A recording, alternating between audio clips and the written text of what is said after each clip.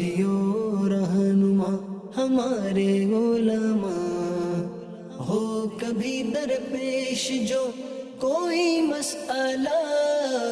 پوچھ لیں حاضر ہوں ہم ان کی بارگاہ۔ الحمد للہ رب العالمین والصلاة والسلام علی سید المرسلین، اما بعد فاعوذ باللہ من الشیطان الرجیم، بسم اللہ الرحمن الرحیم، الصلاة والسلام علیک یا رسول اللہ وعلی آلک واصحابک یا حبیب اللہ، الصلاة والسلام علیک یا نبی اللہ وعلی آلک واصحابک یا نور اللہ۔ مدنی چینل کے ناظرین، پروگرام ہے دارالافتاء اہل سنت، اس میں آپ کو خوش آمدید کہتے ہیں، مرحبا کہتے ہیں۔ اللہ رب العالمین ہم سب کے علم میں برکتیں عطا فرمائے اور ہمیں اس علم پر عمل پیرا ہونے کی توفیق عطا فرمائے۔ ہمارے پیارے نبی صلی اللہ علیہ وآلہ وسلم کا فرمان عظمت علی شان ہے، زینوا مجالسکم بالصلاۃ علیہ فإن صلاتکم علیہ نور لکم یوم القیامہ۔ اپنی محفلیں، اپنی مجلسیں مجھ پر درود پڑھ کر آراستہ کر لو، تمہارا مجھ پر درود پڑھنا قیامت کے دن تمہارے لیے نور ہوگا۔ صلو علی الحبیب صلی اللہ تعالی علی محمد صلی اللہ علیہ وآلہ وسلم، صلاۃ و سلام علیک یا سیدی یا رسول اللہ۔ آج کے ہمارے مہمان مفتی محمد سجاد اتاری صاحب ہیں، ان کو خوش آمدید کہتے ہیں۔ جزاک اللہ۔ کیسے مزاج گرامی؟ اللہ پاک کا کرم ہے ماشاءاللہ۔ الحمدللہ، جیسے ہی یہ ایام آتے ہیں دن، اور بطور خاص رجب شریف کا آخری عشرہ یا آخری ہفتہ کہیے، تو بالخصوص نبی پاک صلی اللہ علیہ وآلہ وسلم کے عظیم معجزہ معراج، آپ کے معراج شریف کا ذکر ہوتا ہے، اور جہاں معراج کو ایک تفصیل سے، ڈیٹیل سے احادیث طیبہ، روایات کے اندر جو نبی کریم صلی اللہ علیہ وسلم نے پوری ڈیٹیل اور تفصیل کے ساتھ اس سفر کو بیان فرمایا ہے، وہ واقعات، وہ مشاہدات وہ ہم سنتے ہیں۔ وہیں معراج کے حوالے سے کئی چیزیں ایسی ہیں کہ جو ہمارے عقیدے کے طور پر ہمیں سمجھنا، جاننا وہ بہت ضروری ہے۔ تو انشاءاللہ ہم کچھ باتیں جو بطور خاص نبی پاک صلی اللہ علیہ وسلم کے معراج کے حوالے سے ایک بندہ مومن، ایک مسلمان، ایک امتی کا کیا عقیدہ ہونا چاہیے، اس پر انشاءاللہ گفتگو کریں گے۔ اور میں چاہوں گا سجاد صاحب سے کہ ڈائریکٹ ہی شروع سے ہی کہ ایک مسلمان کا کیا عقیدہ اس حوالے سے اس کو رکھنا وہ ضروری ہے۔ بسم اللہ الرحمن الرحیم۔ معراج کا معجزہ نبی کریم صلی اللہ تعالیٰ علیہ وسلم کا عظیم الشان معجزہ ہے۔ یہ ایک معجزہ نہیں ہے، بلکہ اس معجزے کے اندر بے شمار معجزات ہیں۔ سبحان اللہ۔ اور اس معجزے میں نبی کریم صلی اللہ تعالیٰ علیہ وسلم کو جو عظمت، شان، بلندی، رفعت عطا کی گئی ہے، ایسی شان آپ سے پہلے کسی بھی نبی کو عطا نہیں کی گئی۔ سبحان اللہ۔ معراج مصطفیٰ کریم علیہ السلام، جی، معراج کا جو واقعہ ہے یہ 27 رجب المرجب کو پیر شریف کی سہانی رات، اور یہ بعثت کا 11واں سال تھا۔ نبی کریم صلی اللہ تعالیٰ علیہ وسلم کو 27 رجب المرجب پیر شریف کی رات کیا گیا۔ حضور صلی اللہ تعالیٰ علیہ وسلم حضرت ام ہانی رضی اللہ تعالیٰ عنہا کے گھر آرام فرما تھے کہ حضرت جبریل علیہ السلام وہاں حاضر ہوئے اور حضور صلی اللہ تعالیٰ علیہ وسلم کو لے کر کعبہ معظمہ میں تشریف لائے اور حتیم میں حضور صلی اللہ تعالیٰ علیہ وسلم کو لٹا دیا۔ حضور صلی اللہ تعالیٰ علیہ وسلم ابھی اسی طرح نیند ہی کے عالم میں تھے، اونگ کے عالم میں تھے کہ آپ صلی اللہ تعالیٰ علیہ وسلم کا سینہ مبارک کا شق کیا گیا، جسے شق صدر کہا جاتا ہے، اور حضور صلی اللہ تعالیٰ علیہ وسلم کا مبارک پاکیزہ دل باہر نکالا گیا، سبحان اللہ، اور اس کو آب زمزم سے ایک نورانی تشت لایا گیا اور آب زمزم سے اس کو غسل دیا گیا، اور وہ جو نورانی تشت تھا وہ انوار و حکم سے بھرا ہوا نورانی تشت تھا، اور اس کو نبی کریم صلی اللہ تعالیٰ علیہ وسلم کے سینہ مبارک میں انڈیل دیا گیا۔ حضور صلی اللہ تعالیٰ علیہ وسلم کا سینہ مبارکہ تو ایسا ہے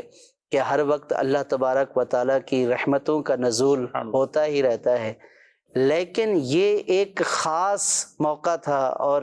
جو آگے تجلیات مشاہدات ہونے تھے تو اس کی گویا کہ تیاری پہلی تھی، تیاری تھی۔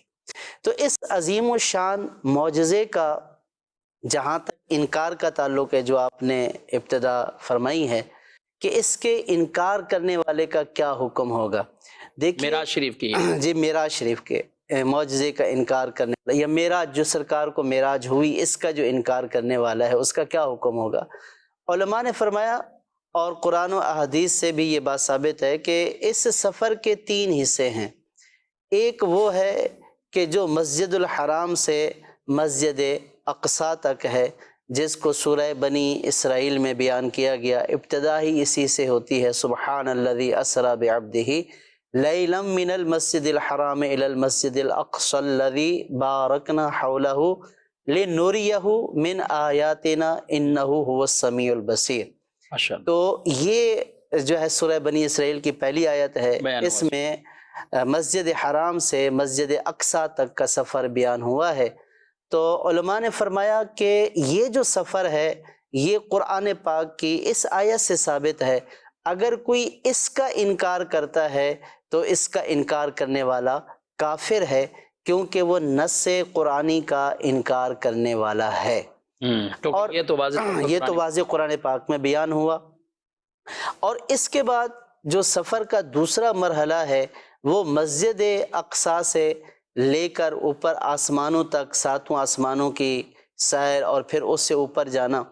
تو یہ جو مرحلہ ہے اس کا جو انکار کرنے والا ہے، تو علماء نے فرمایا کہ چونکہ نبی کریم صلی اللہ تعالیٰ علیہ وسلم کا یہ سفر اگرچہ قرآن پاک میں یوں واضح بیان نہیں کیا گیا، لیکن احادیث مشہورہ صحیحہ اور اتنی تواتر کے ساتھ جو ثابت ہو چکی ہیں، تواتر کی حد تک جو جا رہی ہیں،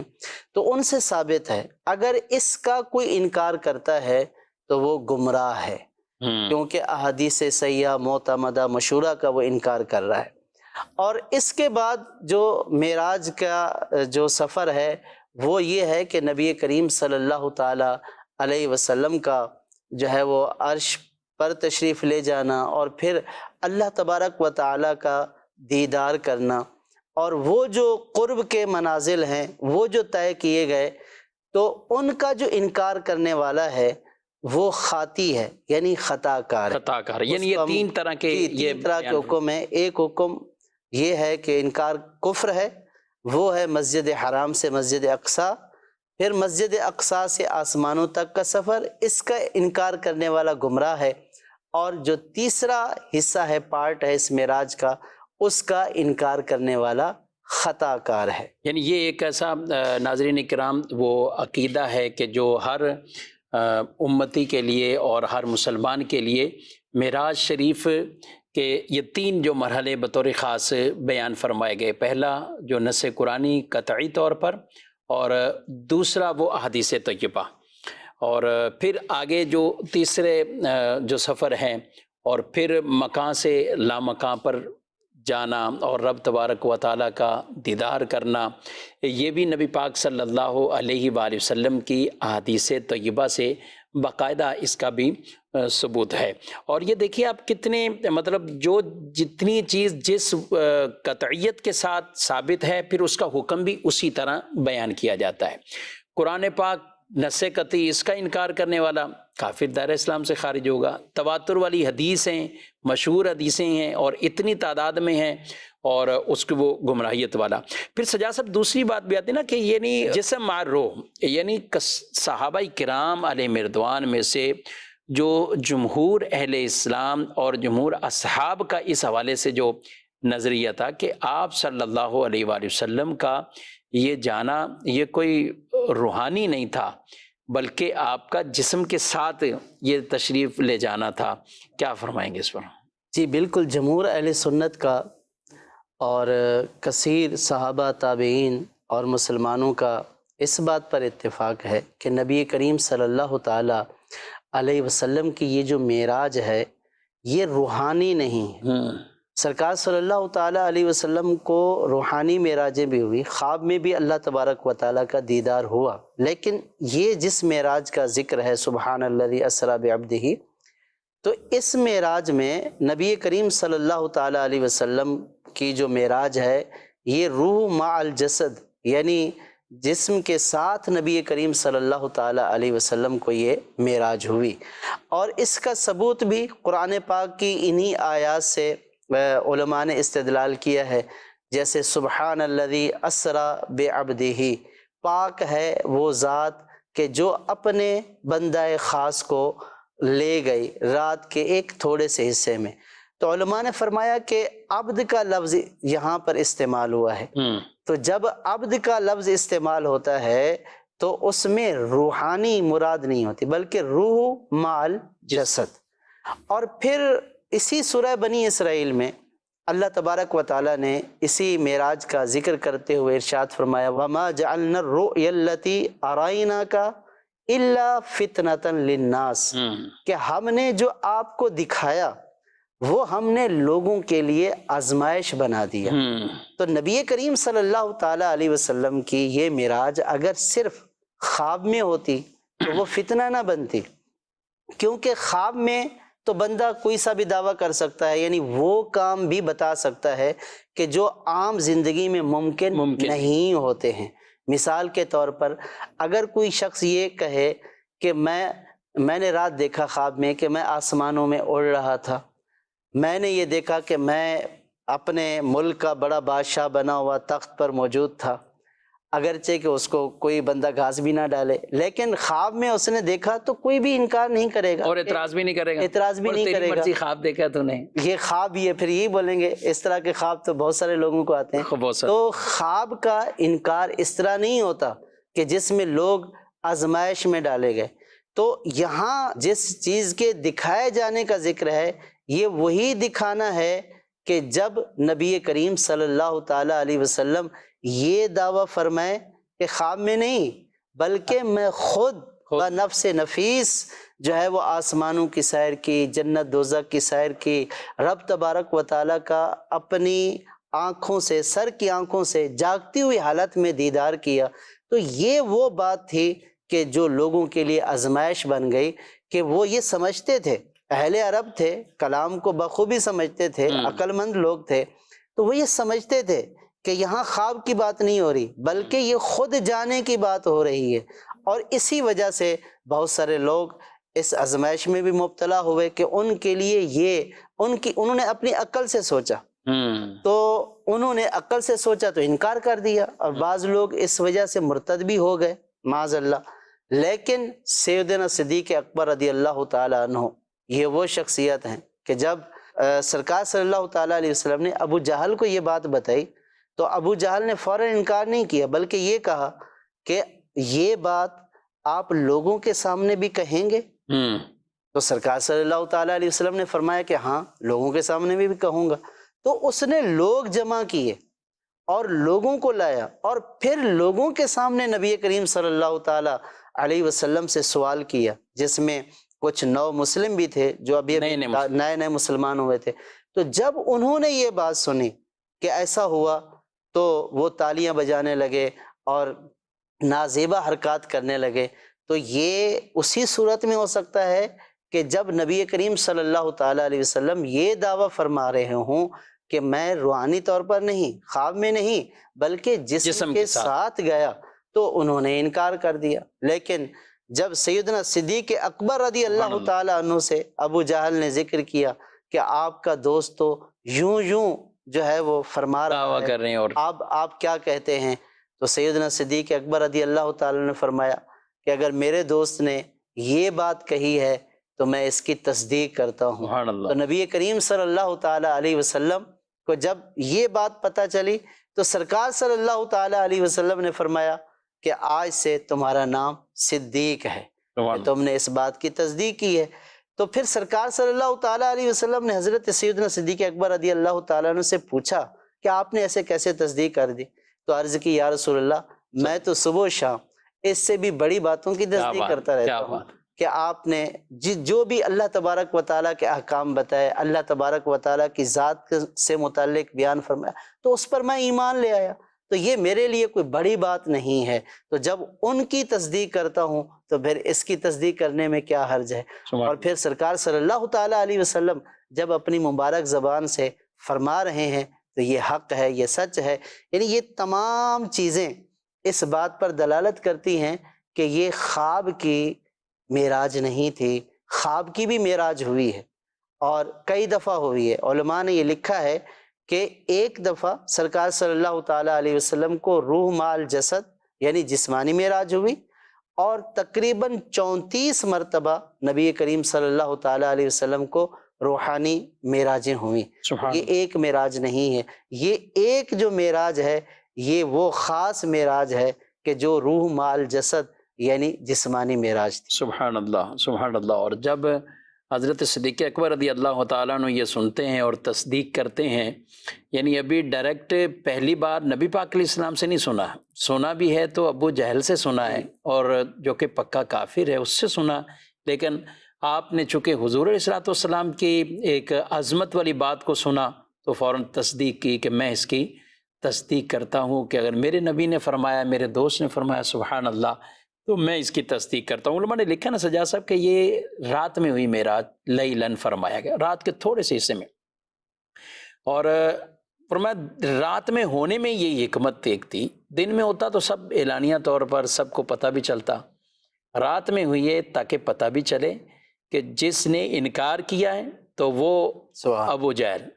اور جس نے اقرار کیا ہے وہ صدیق اکبر، اللہ اب ان کے صفوں میں۔ اور مجھے بات یاد آئی، غالباً علامہ کاظمی رحمۃ اللہ تعالی علیہ، آپ نے کہیں ایک جگہ جلسہ تھا، بیان فرمایا تو بڑا خوبصورت عالیشان بیان معراج پہ فرمایا، یہ کسی اور عالم صاحب نے کہا، حضرت آپ نے بیان بڑا عالیشان کیا ہے، اور دن میں وہ جلسہ تھا، عام مدارس میں آج بھی دنوں میں جلسے ہوتے ہیں، کہ رات میں اگر ہوتی نا معراج رات میں ہوئی تھی تو رات میں جلسہ ہوتا اور رات میں آپ بیان کرتے تو پھر اس کا لطف ہی کچھ اور ہوتا۔ کاظمی صاحب تھے ماشاءاللہ، اللہ نے ان کو جو ذہانت اور علم عطا فرمایا، آپ فرمانے لگے کہ معراج اگرچہ رات میں ہوئی ہے لیکن نبی پاک علیہ السلام نے بیان دن میں فرمائی، سبحان اللہ، بیان دن میں فرمائی، تو تم جو دن میں معراج کا ذکر سن رہے ہو تو نبی پاک علیہ السلام نے بھی دن میں معراج اپنی یہ بیان فرمائی ہے۔ سبحان اللہ، اس شاک کے انداز بھی نرالے، ان کی باتیں بھی نرالے۔ دیکھتے ہیں ناظرین کے کیا سوالات ہے۔ مفتی صاحب سے میرا یہ سوال ہے، معراج کا واقعہ کب ہوا تھا؟ ٹھیک ہے، مزید معراج کا انکار کرنے والوں کے بارے میں کیا حکم ہے؟ معراج کا انکار کرنے، معراج کا واقعہ 11ویں سال بھی بیان کیا، 12ویں سال بھی بیان کیا، یہاں تک کہ تو 11 سال کچھ مہینے، اور بعض کتب میں ڈائریکٹ 12ویں سال ہی، نبوت کے 12ویں سال، جیسا کہ تفسیر صراط الجنان میں اسی آیت مبارکہ کے تحت نبوت کے 12ویں سال یہ بیان فرمایا ہوا ہے۔ تو معراج یعنی ایک ابتدائی نبی پاک صلی اللہ علیہ وسلم کے اتنے سال زندگی کے جو نبوت کے اعلان نبوت کے بعد، یعنی آپ کی عمر مبارک یہ 51 سال کی تھی، اس وقت نبی پاک صلی اللہ علیہ وآلہ وسلم کی عمر مبارک یہ 51 سال تھی، اور 51 سال کچھ مہینے آپ صلی اللہ علیہ وسلم کی جو عمر مبارک تھی، اور اس وقت میں، اس ٹائم پیریڈ میں یہ معراج کا جو اللہ پاک نے آپ کو تحفہ عطا فرمایا، کیونکہ آپ اس وقت مختلف جگہوں پر اللہ کی توحید کی طرف لوگوں کو بلاتے گئے، اور انہی دنوں میں آپ کا طائف میں بھی جو ایک سفر رہا، اور وہاں سے آپ کو شدید قسم کی تکلیفوں کا، اذیتوں کا سامنا ہوا، جس طرح کا برتاؤ ان کفار اور غیر مسلموں نے کیا، تو آپ صلی اللہ علیہ وسلم کا قلب مبارک بڑا جو ہے وہ رنجیدہ تھا۔ تو سبحان اللہ، اللہ پاک نے اپنے حبیب صلی اللہ علیہ وآلہ وسلم کے قلب کو اور آپ صلی اللہ علیہ وسلم کو یہ انعام عطا فرمایا، اور ان غموں کو اور آپ سے دکھ کی کیفیت کو دور فرمایا کہ عظیم تحفہ معراج کا تحفہ عطا فرمایا۔ اور حضرت موسیٰ علیہ السلام کے بارے میں ہم پڑھتے ہیں، قرآن مجید میں ہے کہ اللہ کا کلام سنا تو تمنا پیدا ہوئی، ربی آرینی، اے اللہ میں تجھے دیکھنا چاہتا ہوں۔ اللہ نے فرمایا لن ترانی، سجاد صاحب کیا کہیں گے، وہاں یہ فرمایا لن ترانی کہ اے موسیٰ تم نہیں دیکھ سکتے، لیکن اپنے حبیب صلی اللہ تعالیٰ علیہ وآلہ وسلم کو اللہ پاک نے یہ طلب انہوں نے نہیں کی ہے، دعا کوئی ایسی نہیں مانگی، یا روایات میں ہمیں اس طرح کہ یہ اللہ کے دیدار کی دعا مانگی ہے، اور حضور اسلام اپنے بستر پر آرام کر رہے ہوں اور جبریل علیہ السلام فرشتوں کی جماعت لے کر آ جائیں، سبحان اللہ۔ اٹھائیں، اور معراج، یہ دیدار باری تعالیٰ، رؤیت باری تعالیٰ، کیا کہیں گے آپ اس حوالے سے؟ اللہ تبارک و تعالیٰ کا دیدار یعنی جاگتی ہوئی حالت میں اللہ تبارک و تعالیٰ کا دیدار کرنا دنیا میں، یہ اگرچہ عقلاً ممکن ہے، لیکن اس کا جو وقوع ہے یہ صرف نبی کریم صلی اللہ تعالیٰ علیہ وسلم کے ساتھ خاص ہے۔ یعنی دنیا میں نبی کریم صلی اللہ تعالیٰ علیہ وسلم کے علاوہ کسی کو اللہ تبارک و تعالیٰ کا دیدار نہیں ہو سکتا، یہ سرکار کا خاصہ ہے جاگتے ہوئے حالت میں۔ بلکہ بعض فقہا اور علماء نے یہ بیان فرمایا ہے کہ جو دنیا میں اللہ تبارک و تعالیٰ کے دیدار کا دعویٰ کرے تو بعض نے کہا کہ یہ کفر ہے اور بعض نے کہا کہ یہ گمراہی ہے۔ حضور سیدی امام اعظم رضی اللہ تعالیٰ عنہ کے پاس بھی ایک شخص کو لایا گیا، فقیر تھا، یا فقیر سے مراد مانگنے والا نہیں بلکہ یعنی اللہ تبارک و تعالیٰ کی عبادت میں مستغرق رہنے والا شخص تھا، اور کہا گیا کہ یہ دعویٰ کرتا ہے کہ میں نے اللہ تبارک و تعالیٰ کا دیدار کیا ہے۔ تو امام اعظم ابو حنیفہ رحمۃ اللہ تعالیٰ علیہ نے ان سے کہا کہ کیا یہ جو کہا گیا ہے یہ درست ہے؟ تو کہنے لگا ہاں درست ہے۔ تو آپ رضی اللہ تعالیٰ عنہ نے اس کو زجر و توبیخ کی کہ ایسا نہیں ہے، اور پھر آپ نے لوگوں سے مخاطب ہوتے ہوئے ارشاد فرمایا کہ در حقیقت یہ جھوٹا نہیں ہے، یہ جو بات کہہ رہا ہے وہ یہ ہے کہ اس نے اپنے دل سے، بصارت سے جن انوارات کا اور تجلیات کا مشاہدہ کیا ہے تو یہ سمجھا ہے کہ اس نے رب تبارک و تعالیٰ کو دیکھ لیا۔ تو رب تبارک و تعالیٰ کا دیدار دنیا میں جاگتے ہوئے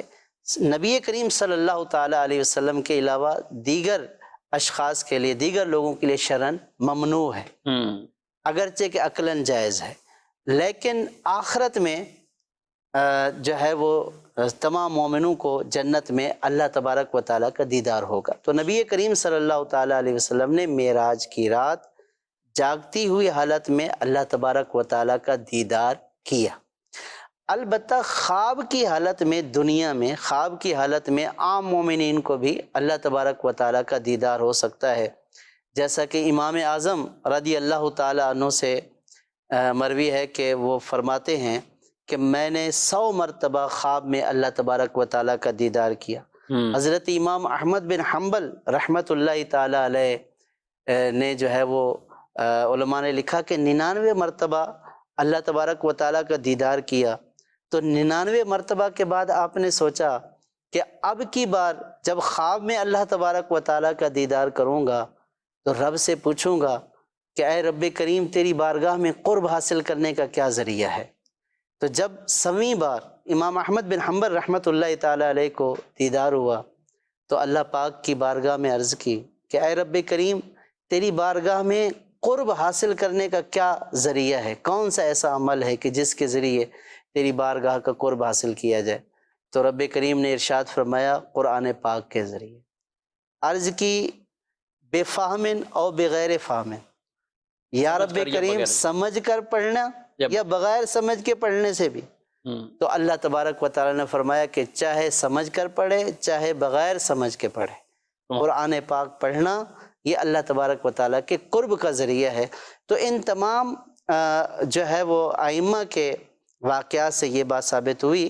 کہ خواب میں اللہ تبارک و تعالیٰ کا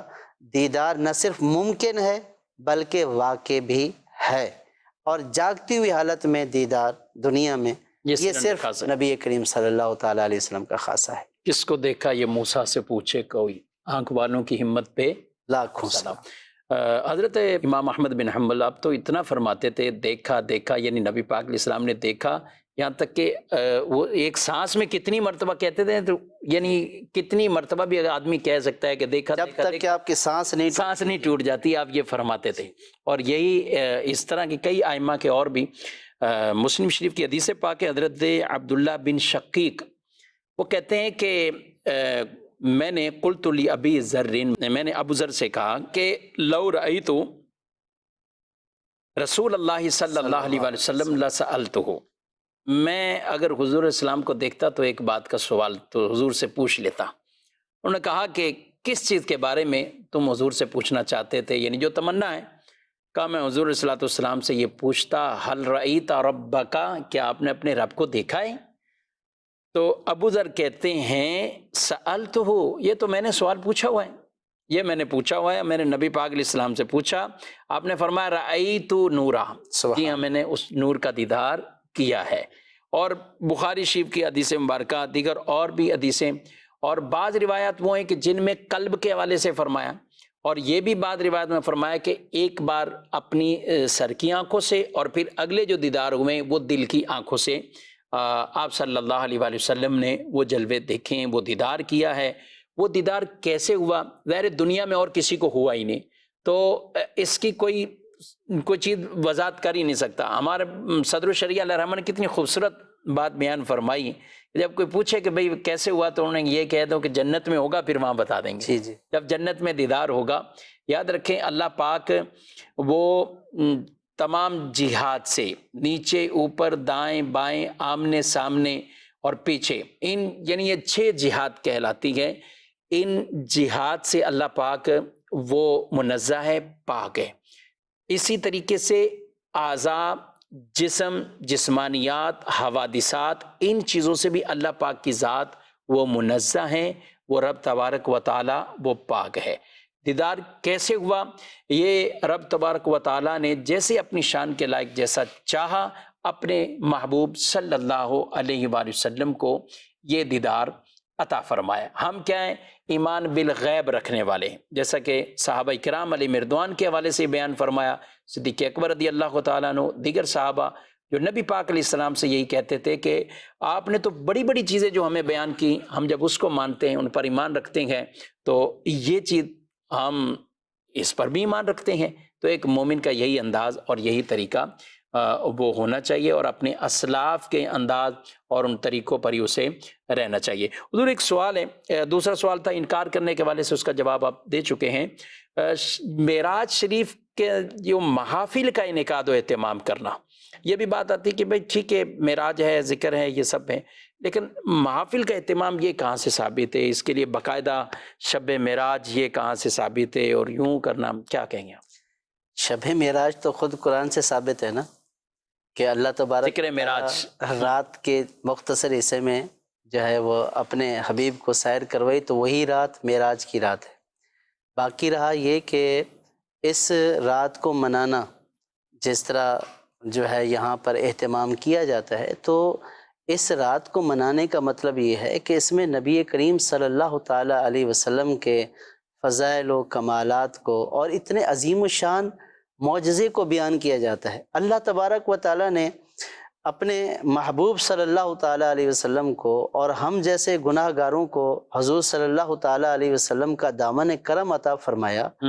تو کیا ہم اللہ تبارک و تعالیٰ کے اس کرم پر اللہ پاک کا شکر ادا نہ کریں؟ ہم سارا سال ہی شکر ادا کرتے ہیں، لیکن یہ جو خاص رات ہے کہ جس رات میں انوار و تجلیات کی بارش ہوئی، اور خود حکم ہے کہ ان کو اللہ تبارک و تعالیٰ کے ایام جو ہیں وہ یاد دلائیے، اور اللہ تبارک و تعالیٰ کے ایام میں سے وہ ایام ہیں کہ جن میں اللہ تبارک و تعالیٰ نے اپنے حبیب صلی اللہ تعالیٰ علیہ وسلم پر اور حضور صلی اللہ تعالیٰ علیہ وسلم کے صدقے حضور کی امت پر خاص کرم فرمایا، خاص رحمتیں عطا فرمائیں۔ اور یہ جو آج ہم نماز الحمدللہ 5 وقت کی ہمارے اوپر فرض ہے، تو یہ بھی معراج کا تحفہ ہے۔ تو جس شب نبی کریم صلی اللہ تعالیٰ علیہ وسلم پر انوار و تجلیات کی بارش ہوئی، سرکار کو اتنی عزتوں، عظمتوں، کرامتوں سے نوازا گیا، تو اب اگر مسلمان اس رات میں حضور صلی اللہ تعالیٰ علیہ وسلم کے اس معجزے کو بیان کرنے کے لیے، اپنی آنے والی نسلوں کو یہ بتانے کے لیے کہ ہمارے نبی پاک صلی اللہ تعالیٰ علیہ وسلم کی شان کیا ہے، جب ہم یہ کہتے ہیں کہ حضور صلی اللہ تعالیٰ علیہ وسلم کی سیرت، اخلاق، کردار اور آپ صلی اللہ تعالیٰ علیہ وسلم کے فضائل و کمالات بیان کیے جائیں، تو وہ جو خاص رات ہے فضائل اور کمالات والی، تو اس میں اگر ہم لوگوں کو بتاتے ہیں، فضائل و کمالات سے آگاہ کرتے ہیں، تو اس میں کون سی بری بات ہے؟ بلکہ یہ تو حضور صلی اللہ تعالیٰ علیہ وسلم کے فضائل و کمالات کا بیان ہے، اس کے اوپر مومن کو تو خوش ہونا چاہیے، نہ یہ کہ منہ بگاڑ کر سائڈ پر کھڑا ہو جائے اور یہ کہے کہ یہ کہاں سے ثابت ہے۔ پھر اس سے یہ پوچھنا چاہیے کہ آپ جو اپنے بیٹے کی شادی حالوں میں جا کر کرتے ہیں یہ کہاں سے ثابت ہے؟ اور لائٹ لگاتے ہیں، روشنیاں کرتے ہیں، سالگرہیں مناتے ہیں جب آپ کے پیدائش کا دن ہوتا ہے، جائز طریقے کی بات ہو رہی ہے۔ جو ناجائز کرتے ہیں وہ تو کرتے ہی ناجائز ہیں۔ اسی طرح آپ جو ہے وہ دیگر محافل، ختم بخاری شریف کا اپنے جو ہے وہ مدارس میں اہتمام کرتے ہیں، افتتاح بخاری، ختم بخاری، اور دیگر کتنے مواقع ایسے ہیں کہ جس میں آپ سند، وہ جو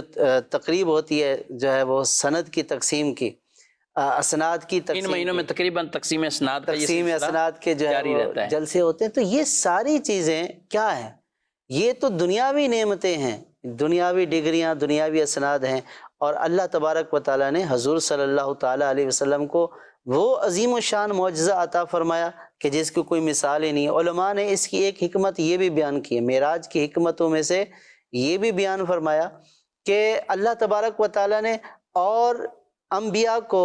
جو معجزات عطا فرمائے وہ نبی کریم صلی اللہ تعالیٰ علیہ وسلم کو بھی عطا فرمائے۔ جیسے حضرت موسیٰ علیہ السلام اللہ تبارک و تعالیٰ سے ہم کلام ہوئے، حضرت عیسیٰ علیہ السلام کو چوتھے آسمان پر اٹھا لیا گیا، حضرت ادریس علیہ السلام جنت میں ہیں۔ تو یہ ان کے کمالات ہیں، خصوصیات ہیں۔ اللہ تبارک و تعالیٰ نے اپنے حبیب کریم صلی اللہ تعالیٰ علیہ وسلم کو ایک ہی رات میں یہ تمام کے تمام فضائل اور تمام کے تمام کمالات صرف ایک رات میں عطا کر دیے۔ کلام سے بھی مشرف فرمایا، تمام جنتوں کی جو ہے وہ سیر بھی کرا دی، اور حضور صلی اللہ تعالیٰ علیہ وسلم جو ہے وہ نہ صرف چوتھے آسمان پر بلکہ ساتواں آسمان بلکہ اس سے اوپر تشریف لے گئے اور جنتوں کی سیر بھی کر دی۔ تو جو دیگر انبیاء علیہ السلام کو کمالات عطا کیے وہ سرکار کو ایک رات ہی میں عطا کر، اور رات کے بھی تھوڑے سے حصے میں۔ اس پہ اگر جو مسلمان ہے وہ اگر یہ کہے کہ یہ کیوں کیا جاتا ہے، تو یہ اللہ تبارک و تعالیٰ کا شکر اور اس کے حبیب کے کمالات کو بیان کیا ہے، اس پہ خوش ہونا چاہیے، ماشاءاللہ۔ اور میں تو سوچ رہا ہوں کہ یعنی جو معراج کی حدیثیں ہیں آپ نے جیسے بیان کیا کہ اتنی ہیں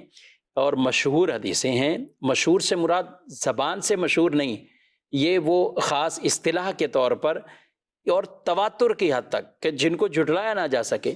اچھا، بخاری پڑھیں، مسلم پڑھیں، دیگر سیاستہ کی کتب پڑھیں جو مدارس میں پڑھائی جاتی، تو کیا ذکر معراج والی طویل حدیثیں نہیں آتی ان میں؟ اللہ، تو وہ حدیثیں بیان ہی تو ہوتی ہیں۔ تو جب مدرسے میں نصاب کی صورت میں آپ وہ حدیثیں بیان کرتے ہیں تو وہی حدیثیں بخاری مسلم کی لے کر اگر کوئی محراب و منبر پر اس کی زینت بن کر مساجد کے اندر لوگوں کو بتا رہا ہے، مدرسے میں تو خاص وہ بیٹھتے ہیں کہ جو طالب علم پڑھنے کے لیے آئے ہیں، تو حضور علیہ الصلوۃ والسلام کی معراج سنانا صرف ان طلباء کو تو نہیں ہے بلکہ آپ کے ہر امتی کے لیے، ہر مسلمان کے لیے کہ یہ اللہ اور اس کے رسول کا پیغام اور یہ حکم یہ آگے بیان کیا جائے۔ تو جب مدرسے میں بیان کر سکتے ہیں تو پھر محافل میں اس کو کیوں نہیں بیان کر سکتے؟ شب معراج بھی نبی پاک صلی اللہ علیہ وسلم کی وہ عظیم جو رات ہے تو اس کو آپ بالکل منائیے اور اس انداز سے منائیے۔ یہ تو ایک ہے معراج کے ثبوت کی بات۔ پھر معراج میں کتنی چیزیں اور ہیں۔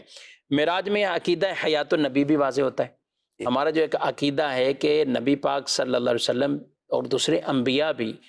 دنیا سے جو وصال فرمایا، انتقال فرمایا، یہ وصال ظاہری، یہ اس فیصلے کے تحت کل نفس ذائقۃ الموت، یہ ایک آن میں وہ فیصلہ ان کے لیے تھا، لیکن اس کے بعد کی جو زندگی وہ زندگی بڑی اعلیٰ ہے۔ اللہ نے انہیں حیات عطا فرمائی، ایسی حیات عطا فرمائی کہ جہاں چاہیں رب نے یہ طاقتیں دی ہیں وہ جائیں۔ اللہ، اب وہ حضرت موسیٰ علیہ السلام کو نبی پاک علیہ السلام نے جو دیکھا، کیا فرمایا آپ نے کہ میں ان کی قبر کے پاس سے گزرا؟ جی، سید اعلیٰ حضرت نے فرمایا انبیاء کو بھی اجل آنی ہے مگر فقط اتنا کہ وہ آنی ہے، یعنی ایک آن کے لیے، ایک لمحے کے لیے آنی ہے، اور پھر اس کے بعد اللہ تبارک و تعالیٰ کا وعدہ ہے کہ جس طرح آپ یعنی انبیاء علیہ السلام کی جسمانی حیات تھی، اسی طرح آپ انبیاء علیہ السلام کی جو حیات ہے وہ اسی طرح ہو جاتی ہے جس طرح پہلے تھی۔ وعدہ الہی بھی پورا ہو گیا، لیکن اس کے بعد اسی طرح جو پہلی حیات تھی اسی طرح کی حیات ہے۔ نبی کریم صلی اللہ تعالیٰ علیہ وسلم معراج کی رات حضرت موسیٰ علیہ السلام کی قبر کے پاس سے گزرے۔ میں نے دیکھا کہ موسیٰ علیہ السلام اپنی قبر میں نماز ادا فرما رہے، سبحان اللہ، تو قبر میں نماز ادا فرما رہے۔ تو پھر یہ نماز ہی ادا نہیں فرمائی نا، جب بیت المقدس پہنچے تو انبیاء علیہم السلام پہلے وہاں پر موجود تھے، سبحان اللہ، اور پھر جب آسمانوں پر تشریف لے گئے وہاں پر بھی انبیاء علیہم السلام موجود تھے۔ تو یہ تمام کے تمام انبیاء علیہم السلام کا موجود ہونا، قبر میں نماز ادا فرمانا، تو یہ اس بات کی دلیل ہے کہ انبیاء علیہم السلام اپنی قبروں میں زندہ ہیں۔ اللہ تبارک و تعالیٰ نے ان کے اجسام کو مٹی پر کھانا حرام فرما دیا ہے۔ تو یہ نبی کریم صلی اللہ تعالیٰ علیہ وسلم اور دیگر تمام انبیاء علیہ السلام کی حیات کا بیان بھی ہے، پھر ان کے طاقت کا بھی بیان ہے کہ نبی کریم صلی اللہ تعالیٰ علیہ وسلم تو براق پر تھے، حضور صلی اللہ علیہ وسلم براق پر تھے، انبیاء علیہ السلام براق پر نہیں تھے، لیکن سرکار کے پہنچنے سے پہلے انبیاء آسمانوں پر موجود تھے، کیونکہ انہیں استقبال بھی کرنا تھا۔ تو مفتی احمد خان نعیمی علیہ الرحمہ نے یہاں پر بڑی پیاری بات فرمائی ہے، فرمایا کہ یہ آپ اس سے اندازہ لگائیں کہ نبی کریم صلی اللہ تعالیٰ علیہ وسلم براق پر اس لیے تھے کہ براق سرکار کے اعزاز کے لیے تھی، تو سرکار براق پر تھے، لیکن انبیاء علیہ السلام پہلے پہنچ چکے تھے، تو آپ انبیاء علیہ السلام کی رفتار کا عالم دیکھیں کہ براق سے بھی پہلے موجود ہیں۔ تو جب انبیاء علیہ السلام کی رفتار کا یہ عالم ہے تو امام الانبیاء کی رفتار کا عالم، سبحان اللہ، سبحان اللہ۔ تو سرکار صلی اللہ تعالیٰ علیہ وسلم معراج کی رات صرف اعزاز کے لیے، چونکہ آپ اس رات دولہا تھے تو ان کے اعزاز کے لیے آپ کو براق پر سوار کیا گیا۔ تو یہ انبیاء علیہ السلام کی طاقت، اختیارات، انبیاء علیہ السلام کا حیات ہونا، یہ سارے اس معجزہ معراج سے یہ ساری باتیں ثابت ہیں۔ یہ کئی عقیدوں کی اور باتیں، اختیارات بھی، پھر توسل بھی، وسیلہ بھی، انہی کے وسیلے سے تو نمازوں میں یہ تخفیف ہوئی جی حضرت موسیٰ علیہ السلام، یعنی یہ بھی ثابت ہوا کہ وصال فرمانے کے بعد بھی وہ فائدہ پہنچا سکتے ہیں، یہ سفارش کی ہے۔ اور بھی کئی عقائد اسی معراج کے ایک واقعے سے وہ ثابت ہوتے ہیں۔ کبھی بھی وسوسوں میں، شیطانی خیالات میں نہیں پڑنا چاہیے۔ جو اللہ نے فرمایا سبحان الذی، اللہ پاک ہے وہ ذات، سبحان اللہ۔ آپ حضور صلی اللہ علیہ وسلم کے بارے میں یہ سوچیں کیسے گئے تھوڑے سے حصے میں یہاں سے وہاں تک۔ میں کہتا ہوں جو ذات لے کر گئی ہے رب تعالیٰ، سبحان الذی، اس طرح توجہ کرو، اللہ ہر عیب سے پاک ہے، ہر نقص سے، عیب سے اللہ کی ذات پاک ہے۔ تو جب رب نے یہ سفر کروایا ہے تو پھر کون سے اس میں اشکالات اور کون سے وساوت۔ اللہ پاک ہم سب کو درست عقائد پر استقامت عطا فرمائے، اور ہمیں نبی پاک صلی اللہ علیہ وسلم سے مزید محبتیں، اور آپ کے معراج کی اور دیگر جو بھی اللہ پاک نے آپ کو یہ شانیں عطا کی ہیں، یہ شانوں میں کوئی کمی نہیں ہوگی، اور یہ بڑھتی رہیں گی شانیں۔ وَرَفَعْنَا لَكَ ذِكْرَكَ، یہ رب کا یہ وعدہ ہے، ہم بھی اسی میں اپنا یوں حصہ ملاتے رہیں کہ ان عشاق میں ہمارا شمار ہو جائے۔ اللہ پاک ہم سب کو ان باتوں پر عمل کی توفیق عطا فرمائے۔ پروگرام کا وقت اپنے اختتام کو پہنچا، آپ سے اجازت چاہتے ہیں، اپنا فیڈ بیک بھی دیجیے گا۔ فی امان اللہ، آمین بجاہ نبی الامین صلی اللہ علیہ وسلم۔ ہادی و رہنما ہمارے علماء، ہو کبھی درپیش جو کوئی مسئلہ، پوچھ لیں حاضر ہوں ہم ان کی بارگاہ۔